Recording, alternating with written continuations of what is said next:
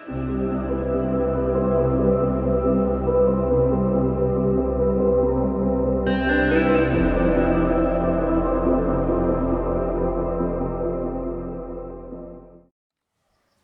we're recording. Ready?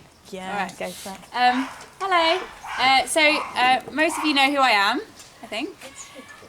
So I like to talk a lot, and so if you have any questions, then please just put your hand up and interrupt me. Otherwise, I'll just keep talking. I was saying to Joyce earlier on that my 3-year-old, I was drying my hair, and she came up to me and she said, "Mum, your hairdryer, it's not as loud as the Hoover." And I said, "No, not quite." And she said, "Do you know what else is loud? You. You're so loud. You chat all the time." So prepare yourself. So yeah, as Helen said, I'm going to do it slightly differently. I'm going to do it in 2 parts.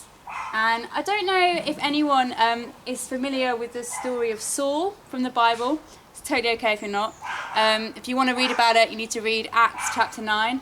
But Saul is someone who basically thought he knew what life was all about. And then he met Jesus and it changed his life.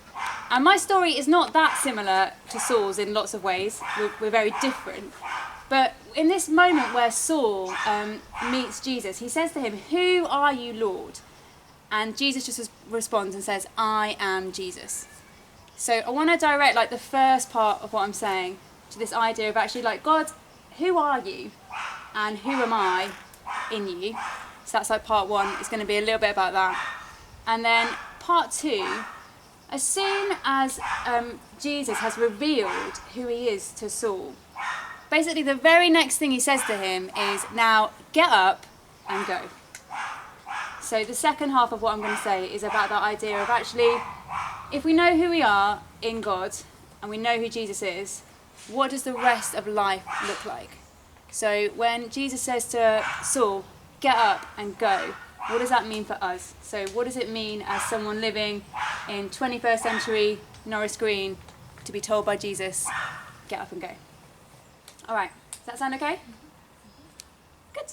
All right, so part 1. Has anyone had a chance to have a little look at the questions? Do you want to have a quick chat about them now, or do you want to do that in a few minutes? Keep going. I'll keep going. Okay, but maybe hold those questions in mind. So just a little bit, I'll tell you the first half of my story. I'm from a really nice family. I've got a great mum, a great dad, great brother, very, very cushy life. My parents' marriage is very stable, got a good relationship with them, good relationship with James, my brother. I was a straight A student, so life was very normal for me, I guess, growing up, and not that complicated. And I never really felt like I was missing anything. And I certainly came from a very happy household. But when I got to being a teenager, life got a bit more tricky, as it tends to do. And I don't know what the Scouse word is for someone who's really smart and people take the mickey out of them. Is there a Scouse word for that? Brainy. Brainy? Brainy. So where I come from... Swat. Yes. Yeah, where I come from, the word is boffin. Do you know that word? No? Boffin. Oh, Boffin. So if you're a boffin, it's being, you're very smart but a bit of a geek. So that's me. So I am the epitome of a boffin. And when I was in year 7 and 8, I had really big owl glasses and a bad haircut, and so I found secondary school quite challenging because I did really want to do well, but that's not cool, is it? It's not cool to do well at school. So that was quite hard. I had a good group of friends and a good home life, but I never quite felt like I fit in because of this thing of being really smart and not quite knowing how to be smart and be myself and be accepted. And I had 2 friends when I was at school called Kat and Fran, and they were both Christians. And for about a year, I reckon, every week they said to me, "Nick, do you want to come to youth group?" And every week I said, "No," because I didn't. And I wouldn't have said that I was an atheist and I didn't like God, but I just was not really interested in having God as part of my life. But they kind of wore me down slowly. And then one week they said, "Nick, do you want to come bowling with our youth group?" And I thought, well, what can they do to me at bowling? It's safe. That's what I thought anyway. And so it's the first time that I'd ever met Christians who were teenagers. And the first question on that sheet is about like what your perception is of Jesus or your perception of church. And for me, church was boring. Church was old people with Bibles sitting silently. Megan is nodding her head. Just that kind of sense of I didn't want that, and I wasn't interested in that. But when I met Christians for the first time who were my age, I just was like, you are very normal, but also kind of different. And there was something about them. They were very accepting of who I was. They were very loving towards me. And I immediately became part of their friendship group with no like initiation tests. I was just part of who they were. And that was very different to my experience of school. And so that was going on.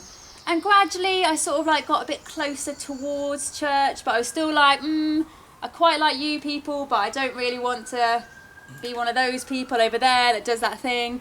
So I kind of held it at arm's distance for quite a long time. And then my youth group, one week it was like youth group and the next week it was Bible study. So I used to like dodge it and be like, youth group, don't go, youth group, don't go. And then one week I got it wrong. So I turned up at Bible study, and I really love English, like I love reading. And they were like, what does it say in verse 2? I was like, it says Jesus went to Jericho. They were like, yes, that's what it says. And I thought, this is so easy. I'm going to come again, because I like the affirmation. So I started going, started finding out a bit more about who Jesus was.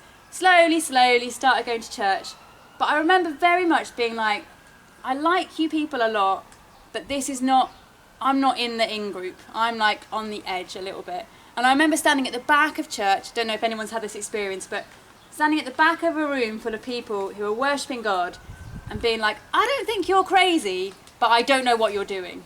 Like, I trust you and you're my friends. And they've got their hands in the air, and I was like, I don't really understand what you're doing, but I don't think you're lunatics. So I didn't know what to do with that, I think, because these are people that I deeply trusted, and yet there was something in their life that I did not have access to. So this carried on for about 2 years, because I'm really slow apparently. And so for 2 years, multiple times a week, people would tell me about Jesus, and I was going to Bible study, I was going to church on a Sunday morning, church on a Sunday evening. I was really embedded in Christian community, but I still wouldn't have said that I had a relationship with God myself. And then sort of two things happened in parallel really. One was this kind of increasing awareness that I was missing something that other people had. And the other was that there was a girl at my school who I wasn't really very good friends with, but for some reason she decided to confide in me about her self-harm. And her self-harm was very, very serious. And she would write me very graphic messages. It was MSN at the time. I don't know if anyone remembers that. Yep. And so I would get all these kind of very graphic messages about her self-harm and her mental health. And I was 15, I think, and I just did not have a coping strategy. I didn't know what to do with that. And so it was probably the first time in my life that I remember I prayed. And it was what I would call like a Titanic prayer. Like, oh God, if you're there, I don't really know if you're there, but, please, will you help this person? Because I have no idea what to do. And I think she's going to die, and I don't know what to do. And I guess what happened is that God intervened. And this person gradually got better. And she's still someone who struggles with her mental health, but she went from being kind of on the verge really of suicide to being someone that was in a much healthier relationship with her body and her mind. And so that made me kind of pay attention, I guess. And I thought, wait a minute, maybe there is a God, and maybe this God really cares about the people and the things that I care about. And so that was happening, and then I was increasingly aware that everyone else has this thing that I don't have. And then I have this very vivid memory of one night being at a church service, and I'd been in hundreds of church services by this point. And the preacher, who's a guy called Quentin, I had to look him up on Google before I came here. I was like, I wonder what his surname is. I wonder what he's doing now. Quentin Chandler, his name is. And he told the story of Jesus dying on the cross. And I'd heard that story like hundreds of times. But for whatever reason, at that moment when he said, and Jesus died for you, I was like, oh, all these people have Jesus and I don't have Jesus and I don't know how to get him. And I just burst into tears, and I have this memory of standing in church sobbing because I was like, these people have Jesus. They have this relationship with Jesus, and I don't know how to get what they have. But thankfully, Quentin kept talking, and he just said, you know what, if you want this living relationship with God for yourself, all we've got to do is say yes. You know, just, Jesus, I'm sorry, I've messed up my life, and you weren't part of it, and I desperately want you to be part of my life. And so, in my heart, I said that. And my friend Chad, was my youth worker at the time, says, it was funny, Nick, because I stood looking at you, and you were sobbing, but your face was radiant. Because in that moment, you just switched from not having this relationship with God to saying, actually, yes, I want that. I want that for myself. So, there you go. That's part one. Okay. Okay. Well. So, maybe just on your table, you might want to spend a couple of minutes just chatting about the part one questions. And maybe, like, right now, actually, who is Jesus to you? Because I remember a time in my life when Jesus was no one to me. And that kind of changed very dramatically. But maybe just in your group, you might talk about those part one questions. If you're done with the part one questions, you can move on to part two. Mm-hmm. We're going to have a nice lolly. Going to offer them. Yep. And then I'll continue talking some more. Mm. Yeah. Chat amongst yourselves. Keep eating your ice lollies anyway. So in my story, I can kind of pinpoint a pretty exact moment, like when I wasn't a Christian, and then I was a Christian. And I know, like, not everyone's story is like that, but for me, it was quite a definitive moment. And I guess that was 19 years ago, and for the past 19 years, I have been trying to figure out what does it mean really to follow Jesus. And so the second part of what I wanted to say, really, when I was trying to think about what is my story, it's just really long because it's 19 years worth of trying to figure this out. And so I wasn't quite sure what to talk about.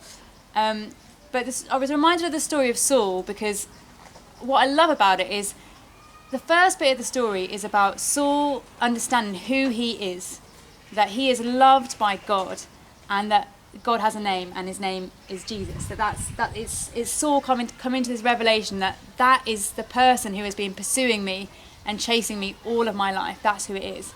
And in Jesus, I am loved. And so for me, that was the first part of my story. And when I first became a Christian, in that first few years, I got a lot of stuff really wrong continually.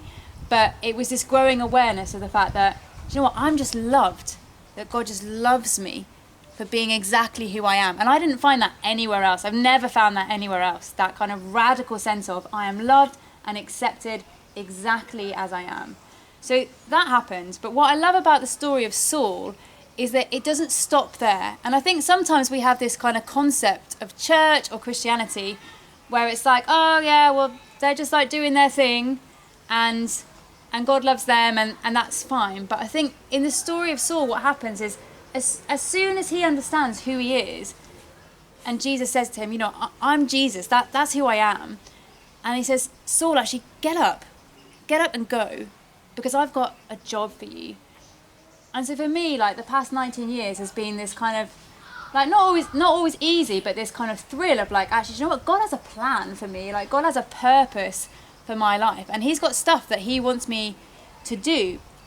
And so I think often we have this perception that being a Christian is about, like, what happens after we die, that it's about eternal life with God, and that's part of it, and that is a good part of it. Like, I'm really excited about meeting Jesus in heaven, but I think if we focus too much on that, we just miss, like, a massive part of the story, which is that actually Jesus is inviting us now on earth to partner with him in bringing his kingdom and in seeing his rule and his reign and in seeing radical transformation. So for me, part of following Jesus, like part of the story of the last 19 years has been learning that when Jesus says to me, Nick, are you going to follow me?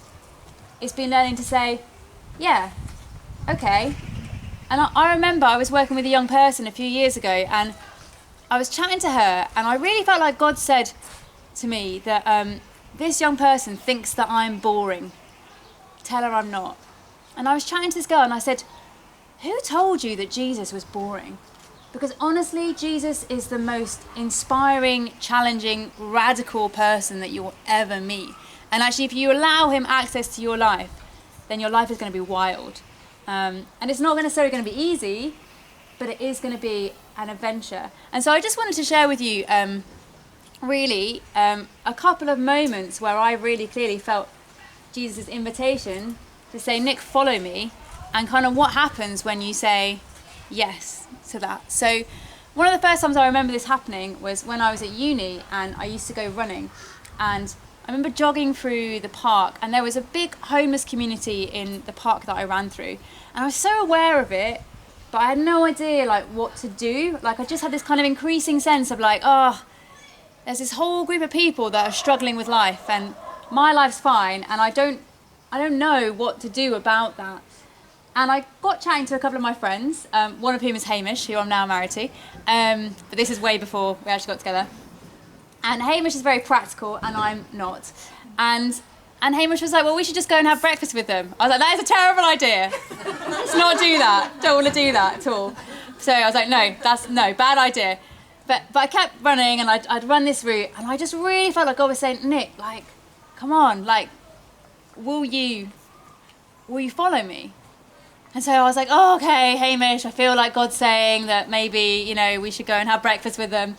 So as you can imagine, in like the street community, often there's quite a lot of alcohol involved. And it turns out that 8 a.m. is not a very good time to try and like chat to people.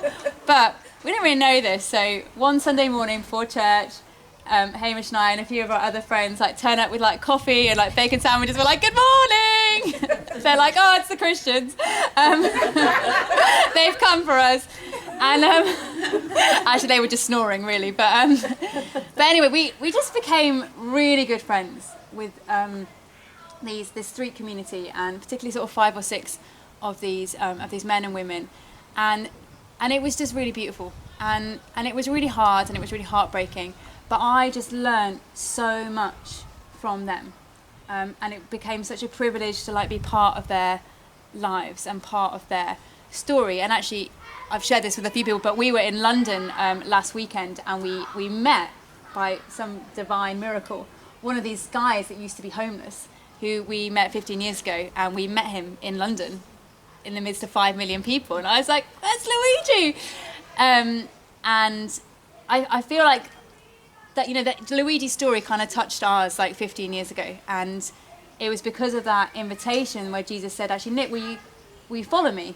Will you get off your bum and actually do something about this group of people who are not included in society? So one thing that used to really stress me out about church was that the church I went to was on this road where a lot of the homeless community lived, but they really weren't welcome in church, and not because our church wasn't welcoming, but because it's quite awkward when someone who's quite drunk walks into the middle of your church service and starts like shouting. Like, that's quite awkward.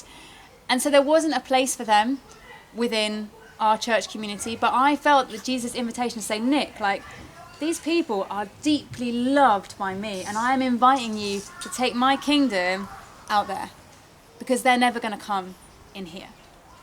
And so that was really one of the first times in my life where I felt like Jesus said, are you going to follow me? Are you going to follow me and do something about it? And there's been kind of like several times like since then. One was that we moved to a community called Barnwell, and again, it was this sense of like, there's this whole community here of people who don't know who I am, and I'm inviting you to go and be in the midst of them and live there and chat to them and do life with them. And we lived in this community for 5 years, and it was super, super hard, but it was super beautiful. And these amazing relationships with different people who were not like me, but who became my friends and who we got to share life with and share Jesus with. And so that kind of brings me on to the fact that actually I live in Norris Green, and I'm not Scouse, in case you didn't notice. It's like the first thing people say to me. On you, Nick. I know. Your girls are Scouse. My girls are really Scouse. Sarah has started calling these things a lolly ice, and I feel so distressed because to me they're ice lollies. And today she was like, Mum, can I have a lolly ice? And I was like, no, you can't. You can have an ice lolly. It's okay.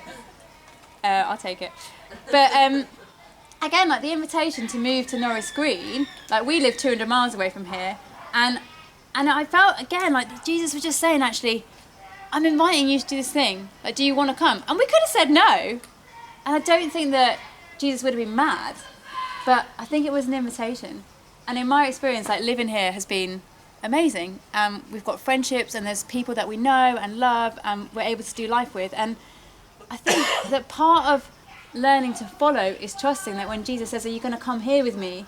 You're like, yeah, I'm not sure about that, but I'm going to go because you asked me to.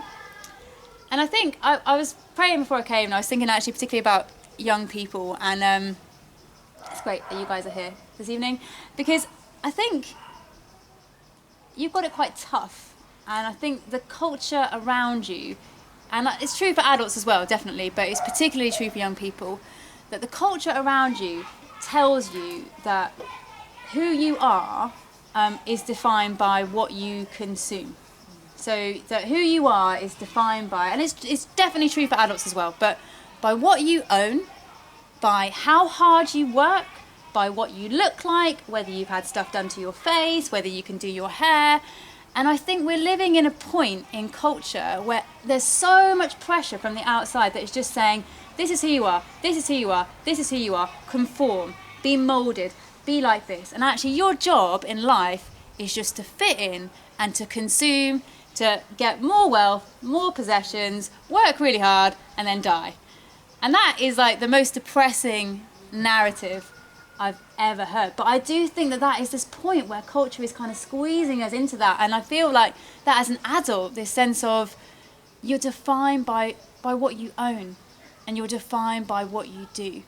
And in my experience, like there is such a radical beauty to following Jesus, because he says that is a lie, and that who you are is the beloved of God. And I have got this incredible opportunity for you to partner with me and actually do something that is going to change the world.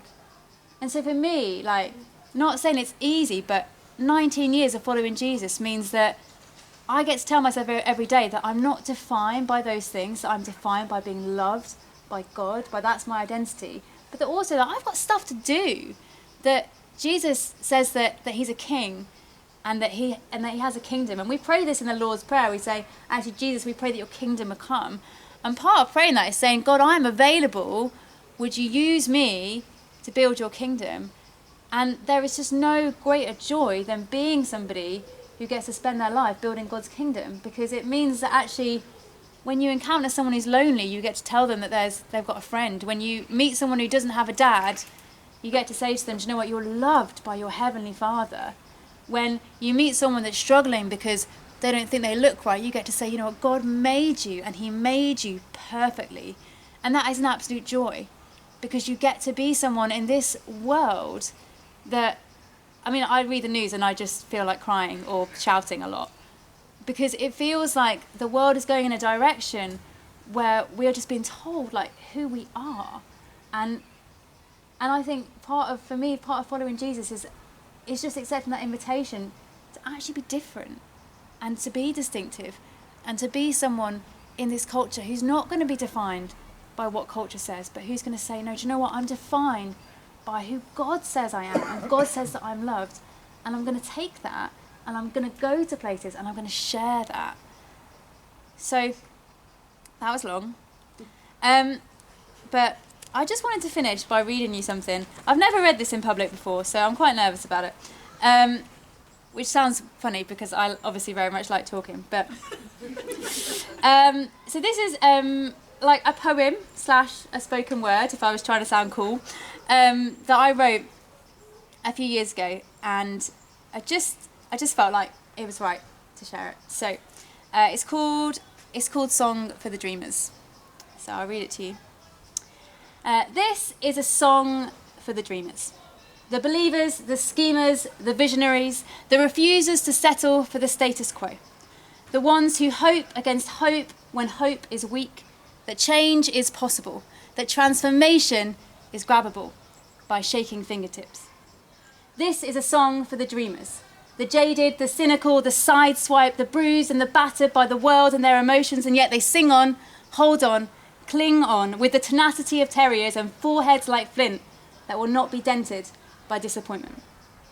This is a song for the dreamers, the joy bringers, light shiners, truth speakers, those who walk in the darkness with the courage of the noonday sun, emboldened by the truth that they carry the one source, one guide, one light that shines bright in darkest places, hopeless cases, wastes of spaces, and dreams on with a song that sings out in every grimy corner, each saddened face, each ounce of hurt, shame, disgrace that calls life from death, something from nothing, beauty from embers. Remember, he says, who you are, what you were made for, what I came for, and dream on, dream long with a song. Dream as high and as wide and as deep as my love for you. This is a song for the dreamers. Okay. Woo.